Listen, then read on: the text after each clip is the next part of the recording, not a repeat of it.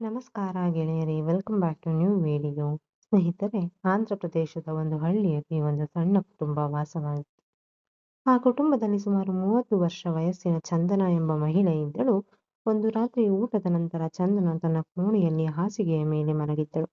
ಆದರೆ ಅವಳಿಗೆ ನಿದ್ರೆಯೇ ಬರಲಿಲ್ಲ. ನಂತರ ಚಂದನ ತನ್ನ ಮೊಬೈಲ್ ಫೋನ್ ಅನ್ನು ಆನ್ ಮಾಡಿ ಒಂದು ಪ್ರೇಮ ಕಥೆಯನ್ನು ಕೇಳಲು ಪ್ರಾರಂಭಿಸಿದಳು.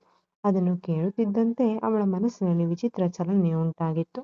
ತನ್ನ ಸಂಗಾತಿಯ ಸಾಮೀಪ್ಯದ ಹಂಬಲ ಅವಳಲ್ಲಿ ಮೂಡಿತ್ತು. ಆದರೆ ಆ ಸಮಯದಲ್ಲಿ ಚಂದನ ಪತಿ ಮನೆಯಲ್ಲಿ ಇರಲಿಲ್ಲ. ಅವನು ಕೆಲಸದ ನಿಮಿತ್ತ ನಗರದಲ್ಲಿದ್ದನು. ತನ್ನ ಮನದ ಆಸೆಗಳನ್ನು ಮತ್ತು ದೈಹಿಕ ಅಗತ್ಯಗಳನ್ನು ನಾನು ಹೇಗೆ ಪೂರೈಸಿಕೊಳ್ಳಲಿ ಎಂದು ಅವಳು ಚಿಂತಿಸುತ್ತಿದ್ದಳು. ಆ ತಳಮಳದಲ್ಲಿ ಚಂದನ ಕೇವಲ ಅನುಚಿತ ಹಾದಿಯನ್ನು ಹುಡುಕತೊಡಗಿದ್ದಳು. ಆದರೆ ಅವಳಿಗೆ ಅನಿರೀಕ್ಷಿತ ನೆಮ್ಮದಿ ಸಿಗಲಿಲ್ಲ. ನಂತರ ಏನಾದರೂ ತಿನ್ನಲು ಸಿಗಬಹುದೇ ಎಂದು ನೋಡಲು ಅಡುಗೆ ಮನೆಗೆ ಫ್ರಿಡ್ಜ್ ಹತ್ತಿರ ಹೋದಳು. ಅಲ್ಲಿ ಅವಳಿಗೆ ಒಂದು ಸೌತೆಕಾಯಿ ಕಂಡಿತು. ಚಂದನ ಅದನ್ನು ತೆಗೆದುಕೊಂಡು ನೇರವಾಗಿ ತನ್ನ ಕೋಣೆಗೆ ಹೋದಳು. ಅಲ್ಲಿ ಅವಳು ಆ ವಸ್ತುವಿನೊಂದಿಗೆ ಕೇವಲ ಅಸಹಜ ಮತ್ತು ಅಪಾಯಕಾರಿ ಪ್ರಯೋಗಗಳನ್ನು ಮಾಡಲು ಮುಂದಾದಳು. ಆ ಭರದಲ್ಲಿ ಅವಳು ತನ್ನ ಪ್ರಜ್ಞೆಯನ್ನೇ ಕಳೆದುಕೊಳ್ಳುತ್ತಿದ್ದಳು. ಆದರೆ ದುಷ್ಪ್ರನಿಶವಾಗಿ ಆ ಸೌತೆಕಾಯಿಯು ಒಳಗಡೆಯೇ ಮುರಿದು ಹೋಗಿತ್ತು. ಅದರ ಒಂದು ಭಾಗವು ಶರೀರದ ಒಳಗೆ ಉಳಿದುಕೊಂಡಿತ್ತು. ಚಂದನ ಅದನ್ನು ಹೊರತೆಗೆಯಲು ಎಷ್ಟೇ ಪ್ರಯತ್ನಿಸಿದರೂ ಅದು ಸಾಧ್ಯವಾಗಲಿಲ್ಲ. ನಂತರ ಈ ವಿಷಯ ಚಂದನಾಳ ಮಾವ ಶಿವಪ್ಪನವರಿಗೆ ತಿಳಿದಾಗ ಅವರು ಮಾಡಿದ ಕೆಲಸ ಊಹಿಸಲು ಅಸಾಧ್ಯವಾಗುತ್ತದೆ. ಒಬ್ಬ ಮಾವ ತನ್ನ ಸೊಸೆಯ ವಿಷಯದಲ್ಲಿ ಹೇಗೆ ವರ್ತಿಸಿದ ಎನ್ನುವುದನ್ನು ತಿಳಿಯಲು ಈ ವಿಡಿಯೋವನ್ನು ಕೊನೆವರೆಗೂ ನೋಡಿ. ಇದು ಆಂಧ್ರ ಪ್ರದೇಶದ ಒಂದು ಹಳ್ಳಿಯಲ್ಲಿ ನಡೆದ ಘಟನೆ ಎಂದು ಹೇಳಲಾಗುತ್ತದೆ. ಇಲ್ಲಿ ಶಿವಪ್ಪನವರ ಕುಟುಂಬ ಸುಖವಾಗಿತ್ತು. ಸೊಸೆ ಚಂದನ ಸುಂದರ ಹಾಗೂ ಜವಾಬ್ದಾರಿಯುತ ಮಹಿಳೆಯಾಗಿದ್ದಳು. ಅವಳ ಪತಿ ಶಿವರಾಜ್ ದೆಹಲಿಯ ಖಾಸಗಿ ಕಂಪನಿಯಲ್ಲಿ ಕೆಲಸ ಮಾಡುತ್ತಿದ್ದನು. ಅವರಿಗೆ 6 ವರ್ಷದ ಒಬ್ಬ ಮಗಳಿದ್ದಳು. ಶಿವರಾಜ್ ತನ್ನ ಕುಟುಂಬಕ್ಕೆ ಎಲ್ಲಾ ಸೌಕರ್ಯಗಳನ್ನು ಒದಗಿಸಲು ಹಗಲಿರುಳು ದುಡಿಯುತ್ತಿದ್ದನು. ಶಿವಪ್ಪನವರಿಗೆ ಈಗ 60 ವಯಸ್ಸು. ಪತ್ನಿಯ ಮರಣದ ನಂತರ ಅವರು ಒಂಟಿಯಾಗಿದ್ದರು. ಆದರೂ ತಮ್ಮ ಜವಾಬ್ದಾರಿಯನ್ನು ಅರಿತು ಸೊಸೆ ಮತ್ತು ಮೊಮ್ಮಗಳನ್ನು ಚೆನ್ನಾಗಿ ನೋಡಿಕೊಳ್ಳುತ್ತಿದ್ದರು. ಅವರಿಗೆ ಒಂದು ಕಬ್ಬಿನ ಜಮೀನು ಕೂಡ ಇತ್ತು. ಒಂದು ದಿನ ಶಿವರಾಜ್ ದೆಹಲಿಯಲ್ಲಿದ್ದಾಗ ರಾತ್ರಿ ಊಟ ಮುಗಿಸಿ ಎಲ್ಲರೂ ಮಲಗಲು ಹೋದರೂ ಚಂದನ ಪತಿಗೆ ಫೋನ್ ಮಾಡಿ ಮಾತನಾಡುತ್ತಿದ್ದಳು. ಶಿವರಾಜ್ ನಿದ್ದೆ ಬರುತ್ತೆ ಎಂದು ಫೋನ್ ಇಟ್ಟ ನಂತರ ಚಂದನ ಮೊಬೈಲ್ನಲ್ಲಿ ಕೆಲವು ಪ್ರಣಯ ದೃಶ್ಯಗಳನ್ನು ನೋಡತೊಡಗಿದ್ದಳು. ಆ ಕ್ಷಣದಲ್ಲಿ ಅವಳಿಗೆ ತನ್ನ ಪತಿಯ ಅವಶ್ಯಕತೆ ತೀವ್ರವಾಗಿತ್ತು. ಪತಿ ಹತ್ತಿರವಿಲ್ಲದ ಕಾರಣ ಅವಳು ಕೇವಲ ತಪ್ಪು ನಿರ್ಧಾರಗಳನ್ನು ತೆಗೆದುಕೊಂಡು. ಘಟನೆ ನಡೆದ ದಿನ ಸಂಜೆ ಚಂದನ ತನ್ನ ಮಾವನಿಗೆ ಮನೆಯಲ್ಲಿ ತರಕಾರಿ ಖಾಲಿಯಾಗಿದೆ, ಮಾರುಕಟ್ಟೆಯಿಂದ ತಂದು ಕೊಡಿ ಎಂದು ಹೇಳಿದ್ದಳು. ಶಿವಪ್ಪನವರು ಮಾರುಕಟ್ಟೆಗೆ ಹೋಗಿ ತರಕಾರಿಗಳ ಜೊತೆ ಸೌತೆಕಾಯಿಯನ್ನೂ ತಂದಿದ್ದರು. ನಾಳೆ ಸೌತೆಕಾಯಿ ಪಲ್ಯ ಮಾಡು, ನನಗೆ ಬಹಳ ಇಷ್ಟ ಎಂದು ಸೊಸೆಗೆ ಹೇಳಿದ್ದರು. ಚಂದನ ಅದನ್ನು ಫ್ರಿಡ್ಜ್ನಲ್ಲಿಟ್ಟಿದ್ದಳು.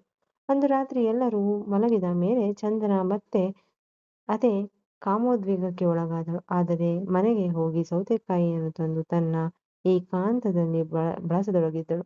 ಆಗಲೇ ಅನಾಹುತ ನಡೆದಿತ್ತು. ಸೌತೆಕಾಯಿ ಒಳಗಡೆ ಮುರಿದು ಹೋಗಿತ್ತು. ಮರುದಿನ ಸಂಜೆಯವರೆಗೂ ಅವಳು ನೋವಿನಿಂದ ನೆರಳಿದ್ದಳು.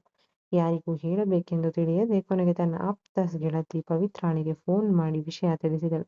ಪವಿತ್ರ ಅದನ್ನು ಕೇಳಿ ದಂಗಾದಳು. ಇಷ್ಟು ತಡರಾತ್ರಿಯಲ್ಲಿ ವೈದ್ಯರು ಸಿಗುವುದಿಲ್ಲ, ಬೆಳಗ್ಗೆ ಹೋಗೋಣ ಎಂದು ಸಮಾಧಾನಿಸಿದ್ದಳು. ಮರುದಿನ ಚಂದನ ತನ್ನ ಮಾವನಿಗೆ ಸುಳ್ಳು ಹೇಳಿ ಆಸ್ಪತ್ರೆಗೆ ಹೋದಳು. ವೈದ್ಯರು ಆ ಭಾಗವನ್ನು ಶಸ್ತ್ರಚಿಕಿತ್ಸೆಯ ಮೂಲಕ ಹೊರತೆಗೆದರು. ಇನ್ನೊಂದು ದಿನ ತಡವಾದರೂ ಪ್ರಾಣಕ್ಕೆ ಅಪಾಯವಾಗುತ್ತಿತ್ತು ಎಂದು ಎಚ್ಚರಿಸಿದರು. ಆದರೆ ವಿಷಯ ಅಲ್ಲಿಗೆ ಮುಗಿಯಲಿಲ್ಲ. ಗೆಳತಿ ಪವಿತ್ರ ಈ ವಿಷಯವನ್ನು ತನ್ನ ಪತಿ ಹತ್ತಿರ ಹಂಚಿಕೊಂಡಳು. ಪವಿತ್ರಳ ಪತಿ ಆಘಾತಕ್ಕೊಳಗಾಗಿ ಕೂಡಲೇ ಶಿವಪ್ಪನವರ ಬಳಿ ಬಂದು ನಿಮ್ಮ ಮಗನನ್ನು ತಕ್ಷಣ ಊರಿಗೆ ಕರೆಸಿ ಎಂದು ಒತ್ತಾಯಿಸಿದ್ದನು. ಶಿವಪ್ಪನವರು ಕಾರಣ ಕೇಳಿದಾಗ ನೆರೆಮನೆಯವನು ಸೊಸೆ ಆಸ್ಪತ್ರೆಗೆ ಹೋದ ನಿಜವಾದ ಕಾರಣವನ್ನು ಗುಟ್ಟಾಗಿ ತಿಳಿಸಿದನು. ಅದನ್ನು ಕೇಳಿದ ಶಿವಪ್ಪನವರ ಮನಸ್ಸು ಅಸ್ಥಿರವಾಗಿತ್ತು. ಸೊಸೆ ಈಗ ಮಾಡಬೇಕಾದರೆ ನನಗೂ ಹೇಗೆ ಸುಖ ಸಿಗಬಾರದು ಎಂಬ ವಿಕೃತ ಆಲೋಚನೆ ಅವರಲ್ಲಿ ಮೂಡಿತ್ತು. ಅಂದು ರಾತ್ರಿ ಶಿವಪ್ಪನವರು ಚಂದ್ರನನ್ನು ನೇರವಾಗಿ ಪ್ರಶ್ನಿಸಿದರು. ಚಂದನ ಮೊದಲು ಮುಚ್ಚಿಡಲು ಪ್ರಯತ್ನಿಸಿದರೂ ಮಾವನಿಗೆ ಸತ್ಯ ತಿಳಿಯದೆ ಎಂದು ಗೊತ್ತಾದಾಗ ಅವಮಾನದಿಂದ ತಲೆ ತಗ್ಗಿಸಿದಳು. ಆಗ ಶಿವಪ್ಪನವರು ಅದರಲ್ಲಿ ನಾಚಿಕೆ ಪಡುವಂಥದ್ದೇನಿಲ್ಲ, ನಾವಿಬ್ಬರೂ ನಮ್ಮ ಒಂಟಿತನವನ್ನು ಒಟ್ಟಾಗಿ ನೀಗಿಸಿಕೊಳ್ಳೋಣ ಎಂಬ ಅಸಮರ್ಥ ಪ್ರಸ್ತಾಪವನ್ನು ಮುಂದಿಟ್ಟರು. ಚಂದನ ಮೊದಲು ವಿರೋಧಿಸಿದರೂ ನಂತರ ಈ ವಿಷಯ ಕುಟುಂಬದ ಹೊರಗೆ ಹೋಗಬಾರದು ಎಂಬ ಕಾರಣಕ್ಕೆ ಮಾವನ ಇಚ್ಛೆಗೆ ಶರಣಾದಳು. ಇಬ್ಬರ ನಡುವೆ ಅನೈತಿಕ ಸಂಬಂಧ ಪ್ರಾರಂಭವಾಯಿತು. ಹಲವು ದಿನಗಳ ನಂತರ ಒಂದು ಮಧ್ಯಾಹ್ನ ಅವರಿಬ್ಬರು ಕೋಣೆಯಲ್ಲಿದ್ದಾಗ ನೆರೆಮನೆಯ ಪವಿತ್ರ ಅಕಸ್ಮಾತ್ತಾಗಿ ಅಲ್ಲಿಗೆ ಬಂದಳು. ಶಿವಪ್ಪ ಮತ್ತು ಚಂದನಳ ಸ್ಥಿತಿಯನ್ನು ಕಂಡು ಅವಳಿಗೆ ಎಲ್ಲವೂ ಅರ್ಥವಾಗಿತ್ತು. ಈ ಸುದ್ದಿ ಕಾಳ್ಗಿಚ್ಚಿನಂತೆ ಹಳ್ಳಿಯಾದ್ಯಂತ ಹರಡಿತು. ಗ್ರಾಮಸ್ಥರು ಶಿವರಾಜ್ಗೆ ಫೋನ್ ಮಾಡಿ ವಿಷಯ ತಿಳಿಸಿದರು. ಶಿವರಾಜ್ ಕೂಡಲೇ ಮನೆಗೆ ಬಂದು ವಿಚಾರಿಸಿದಾಗ ಸತ್ಯ ಬಲ ಆಯಿತು. ಕೋಪಗೊಂಡ ಶಿವರಾಜ್ ಚಂದನಳನ್ನು ಶಿಕ್ಷಿಸಲು ಮುಂದಾದ. ಅವಳು ಅಳುತ್ತಾ ನನ್ನ ಒಂಟಿತನ ಮತ್ತು ಅಗತ್ಯಗಳನ್ನು ನೀನು ಅರ್ಥ ಮಾಡಿಕೊಳ್ಳಲಿಲ್ಲ ಎಂದು ದೂರಿದಳು. ಶಿವರಾಜ್ ಕ್ಷಣಕಾಲ ಯೋಚಿಸಿದನು.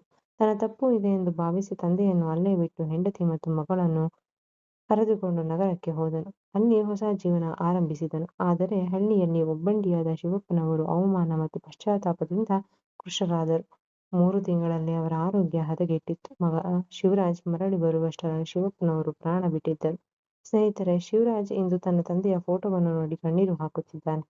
ಅವರು ತಪ್ಪು ಮಾಡಿರಬಹುದು, ಆದರೆ ನಾನು ಅವರನ್ನು ಒಂಟಿಯಾಗಿ ಬಿಡಬಾರದಿತ್ತು ಎಂದು ಅಳಿಸುತ್ತಿದ್ದಾನೆ. ಈ ಕಥೆಯ ಉದ್ದೇಶ ಯಾರನ್ನೂ ಅವಮಾನಿಸುವುದಲ್ಲ, ಬದಲಾಗಿ ಸಂಬಂಧಗಳಿಗೆ ಸಮಯ ನೀಡಿ ಮತ್ತು ಪರಸ್ಪರರ ಭಾವನೆಯನ್ನು ಗೌರವಿಸಿ ಎಂದು ಜಾಗೃತಿ ಮೂಡಿಸುವುದು ಮಾತ್ರ.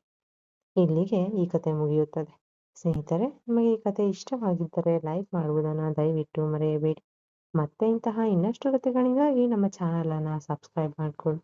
ಮತ್ತೆ ಸಿಗೋಣ. ಧನ್ಯವಾದಗಳು.